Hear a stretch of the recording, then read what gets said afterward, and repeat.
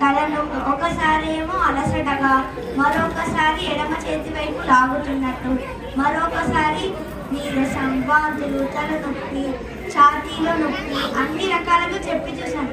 అయినా నన్ను పట్టించుకోలేదు.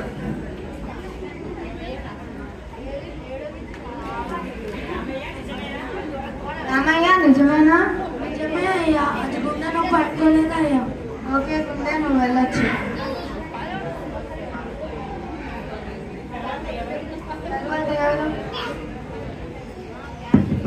అయ్యా, నా పేరు కాలయం, లివర్ అంటారు. నేను దాదాపు శరీరంలో బండ చాకరీ చేస్తున్నాను. శరీరంలో దాదాపు 120 పనులు చేస్తూ ఉంటాను. నన్ను కెమికల్ ఇండస్ట్రీ అని కూడా పిలుస్తారు. అటువంటి నాకే హెపటైటిస్ బి సోకితే ఈ రామయ్య నన్ను పట్టించుకోలేదు.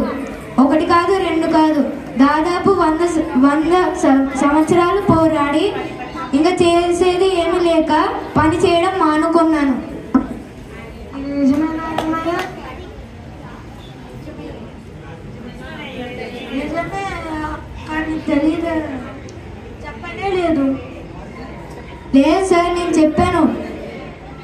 1 కాదు 2 కాదు, దాదాపు 100 సార్లు కడుపు ఉబ్బరం కలిగించాను, గ్యాస్ ఉత్పత్తి చేశాను, కొవ్వు పదార్థాలు అరగకుండా చేశాను,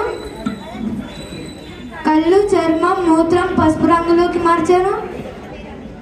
అయినా నా కొవ్వు పదార్థాలన్నీ నా మీదనే వేస్తూనే ఉన్నారు. చివరికి నీరసం తెప్పించాను, బరువు తగ్గించాను, వెంట్రుకలు తెల్లగా మార్చాను. అయినా నన్నేం పట్టించుకోలేదు ఈ రామయ్య. సరే, ఇంకా నువ్వు వెళ్ళొచ్చు. ఇంకా ఎవరైనా ఉన్నారా? అయ్యా, నా పేరు ఊపిరితిత్తులు, లంగ్స్ అని కూడా అంటారు. నేను ప్రాణాధార అవయవాన్ని. అయినప్పటికీ సిఓపిడి అనే రోగం ద్వారా 3.2 మిలియన్ మరణాలు జరుగుతున్నాయి. దీనితో పాటు లోవర్ రెస్పిరేటరీ సిస్టమ్ ఇన్ఫెక్షన్స్ పూర్తిగా ఆరోగ్యాన్ని హరిస్తున్నాయి. అయినప్పటికీ ఈ రామయ్య నన్ను పట్టించుకోలేదు.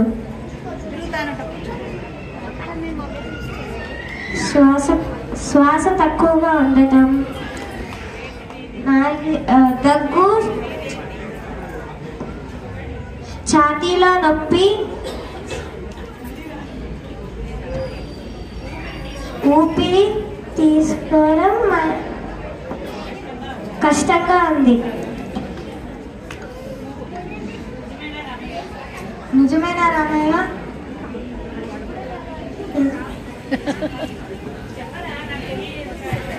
నాకు తెలీదు సార్. సరే, ఇంకా నువ్వు వెళ్ళొచ్చు. తరువాత నా పేరు మెదడు, బ్రెయిన్ అని అంటారు సార్. అన్ని అవయవాల్ని పట్టించుకునే నన్నే ఈ రామయ్య పట్టించుకోలేదు. తల నొప్పి అని చెప్పినా, తల తిరుగుతుందని చెప్పినా, సరిగ్గా నిద్ర లేకపోయినా దేన్ని లెక్క చేయకుండా నన్ను నా మానాన వదిలేశాడు సార్ ఈ రామయ్య. నిజమేనా రామయ్య? ఇవేమీ నాకు తెలియదయ్యా, నాకు చెప్పనే లేదు. ఇవన్నీ తెలుసుకోవాలి రామయ్య.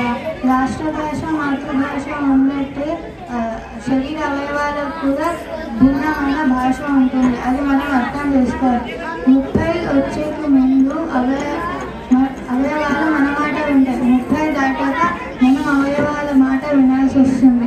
గాయాలు మానకపోతే జింక లోపమని, కండరాలు బలహీనత పడితే పొటాషియం లోపమని, కండరాలు లాగితే మాగ్నీషియం లోపమని, గోళ్ళు మెత్తబడడం, ఎముకలు గొల్లబడడాన్ని కాల్షియం లోపమని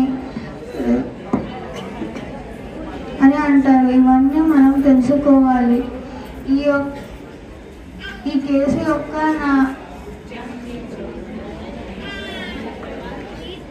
తీర్పు ఏంటంటే, తన అవయవాలని పట్టించుకొని రామయ్యను శిక్షించడం కాదు, అవయవాలు పనిచేస్తూనే ఉన్నాయి. అందరూ తమ తమ అవయవాలని పట్టించుకోవాలని అందరికీ ప్రచారం చేయమని అంటున్నాను. Hi good morning everyone. మా అపార్ట్మెంట్లో జరుగుతున్న వినాయక నవరాత్రులలో భాగంగా చిన్నారుల కార్యక్రమాలు చూస్తున్నాం కదా. చూడండి, ఈ చిన్నారులు ఎంత బాగా ఈ స్కిట్ను వేశారో. చక్కటి ఆరోగ్య సూత్రాలను చెప్తూ డబ్బు గురించి కూడా చెప్పారు. నేను కూర్చోడానికి రాలేదు అంకుల్, ఒక సమస్యలో ఉన్నాను, మీ హెల్ప్ కోసం వచ్చాను, అందుకే ఇక్కడికి వచ్చాను. నా దగ్గర కొన్ని దొంగ నోట్లు ఉన్నాయి అంకుల్, పోలీసులు తరుముకొస్తున్నారు, మీ దగ్గర దాచరా? రారా కూర్చో, పర్వాలేదు, చూసుకుంటా, నేను చూసుకుంటా. Okay uncle.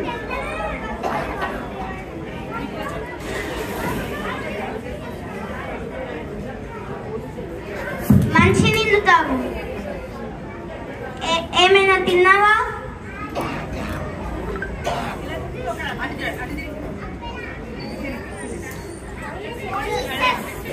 ఇది చూపించండి.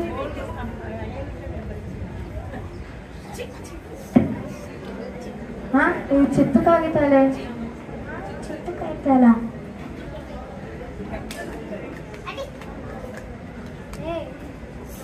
ఏమీ లేదు సార్, చిన్న పన్ను అమ్మేసుకున్నాం. నేను మా అబ్బాయి. నిజమైన ఫ్రెండ్స్ ఎవరని తప్పు చేస్తే క్షమించండి. ఓకే, కోర్టు సజ్జండి. నా కళ్ళు నడిపించారు డాడీ, ఇప్పటి నుంచి నేను నిజమైన స్నేహితులతోనే ఉంటాను.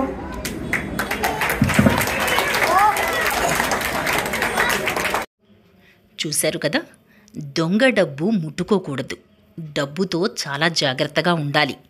డబ్బు చాలా అవసరం, కానీ ఎంతవరకు అవసరమో అంతవరకు మాత్రమే మనం సంపాదించుకోవాలి. అంతే కదా.